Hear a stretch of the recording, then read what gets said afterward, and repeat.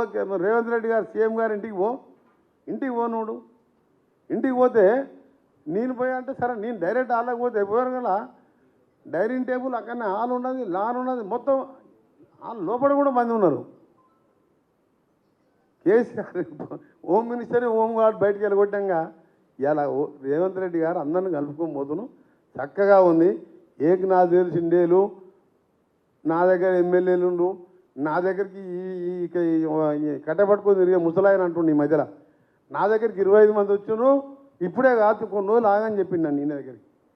ఈయన కట్టబట్టుకొని నడవనే వస్తలేదు గీడ ఉన్న అసెంబ్లీకి రాలేదు ఆయన దగ్గర 25 మంది వస్తే ఇప్పుడే ఆగన్న అందుకనే 4 ఇంట్లోకి వద్దురా బాబు అంటే వచ్చిండ్రు వాళ్ళు మా దగ్గరకి 4 వచ్చాం ఆయనకంటే 25 మంది ఒక లీడర్ వచ్చి అప్రోచ్ అయ్యిండు 25 మందిని రెడీగా ఉన్నారంటే ఇప్పుడే కాదు కొన్ని రోజులు ఆగు అని చెప్పి అంటుండి ముఖ్యమంత్రి 10 ఏళ్ళు ఉన్నారు కట్టబెట్టి తిరిగే మనిషి 25 మంది పేర్లు చెప్తాడా నేను చెప్పాలి నా 25 మంది పేర్లు మా దాంట్లోకి వస్తున్న పేర్లు ఆయన చెప్పావు నేను చెప్తా ఇప్పుడు పేర్లు జూన్ 5వ తారీఖు ఎంతమంది వస్తారో వాళ్ళ పేర్లు కూడా ఇస్తాను నేను ఆయన చెప్పమని 25 మంది పేర్లు.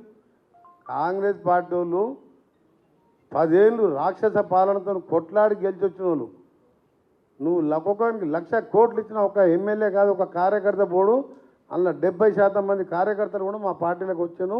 ఆ దుకాణం ఖాళీ అయింది మా దాంట్లోకి ఎంతమంది వచ్చినా మేము అభివృద్ధి వస్తే పని చేసుకొని పోండి టీఆర్ఎస్ లాగా పార్టీలో జాయిన్ అయితేనే పని చేస్తాం అట్లా అంటలేము మేము మాకు అవసరం లేదు. మా మిత్రపక్షం కలిసి 65 మంది ఉన్నాం ముగ్గురు స్వచ్ఛందంగా వచ్చారు నాగేందరు వెంకట్రావు కడియం సిఆర్ గారు మేమేమో రమ్మని చెప్పలే.